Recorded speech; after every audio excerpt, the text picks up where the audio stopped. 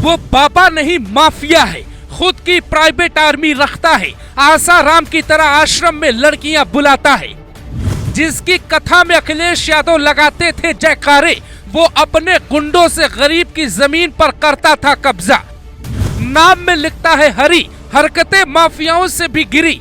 बाबा की असली कुंडली सुन भक्त भी हिल जाएंगे। एक बाबा को प्राइवेट आर्मी रखने की जरूरत क्यों पड़ी? क्या बाबा के आश्रम में धंधा चलता है? क्या बाबा आसाराम की तरह आश्रम के कोने में लड़कियों को बुलाता है, उन्हें आशीर्वाद देने के नाम पर कई रातों तक अपने पास रखता है? हाथरस के जिस बाबा के सत्संग में सैकड़ों लोगों की जान गई, वहाँ क्या हो रहा था? नारायण साकार हरि की संपूर्ण ब्रह्मांड में सदा सदा के लिए जय जयकार हो। हाथरस के जिस बाबा के सत्संग में सैकड़ों लोगों की जान से खिलवाड़ हुआ, उस बाबा के भक्त अखिलेश यादव भी है। अखिलेश यादव उनकी कथा में जाते हैं, जय नारायण हरि सरकार का जयकारा लगाते हैं, जबकि बाबा की कुंडली कहती है ये बाबा नहीं बल्कि माफिया है।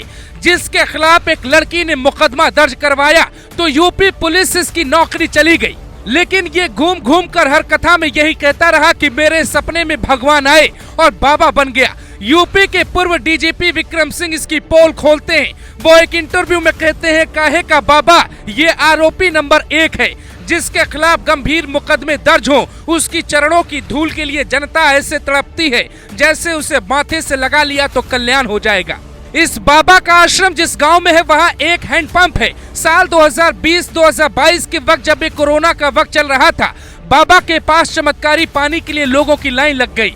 पुलिस प्रशासन इन्हें रोक रहा था, लेकिन लोग मानने को तैयार नहीं थे। उनका दावा था कि बाबा का दिया हुआ चमत्कारी पानी पीने से उनकी सारी समस्या दूर हो जाएगी।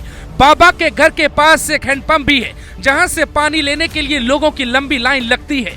कहा जाता है कि वहां भी कई बार भगदड़ जैसी स्थिति हो चुकी है, लेकिन जैसे ही कोई व्यवस्था पे सवाल उठाता, बाबा की प्राइवेट आर्मी उसे पकड़ लेती। खुद सफेद लिबास में रहने वाला ये बाबा अपनी प्राइवेट आर्मी को ब्लैक ड्रेस में रखता, यूपी पुलिस से मिली ट्रेनिंग का भरपूर इस्तेमाल करता और उन्हें सिखाता कि सुरक्षा में कैसे तैनात रहना है।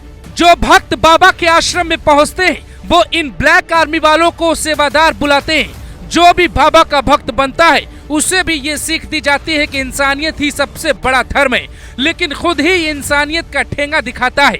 बाबा के खिलाफ कानपुर के गांव में 5 से 6 बीघा जमीन कब्जाने का आरोप है।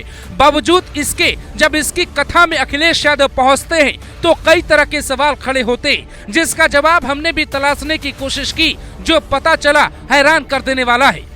जाटो समुदाय से आने वाले भोले बाबा की SC ST और OBC वर्ग में तगड़ी पैठ है। यहाँ तक कि कई मुस्लिम और दूसरे धर्म के लोग भी बाबा के अनुयायी हैं, बाबा पे भरोसा करते हैं। सोशल मीडिया पर ये ज्यादा एक्टिव नहीं है, लेकिन जमीनी स्तर पे करोड़ों भक्त है। मंगलवार को बाबा का खास कार्यक्रम होता है। उस दिन लाखों की भीड़ उमड़ पड़ती है। खुद सफेद कोट पैंट और सफेद जूता पहनकर बैठने वाला बाबा अपने अनुयायियों को गुलाबी पैंट शर्ट पहनने और सफेद टोपी लगाने की सलाह देता है। लेकिन अब दूसरों को टोपी पहनाने वाला बाबा खुद बड़े खेल में फंस गया।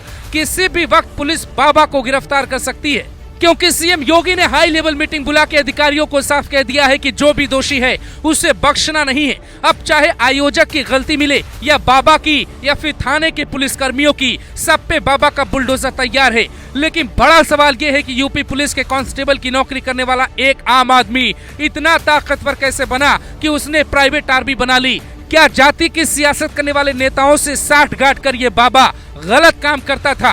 पुलिस उस पर एक्शन लेने से डरती थी? इस सवाल का जवाब भी योगी की पुलिस अब तलाशने में जुटी है।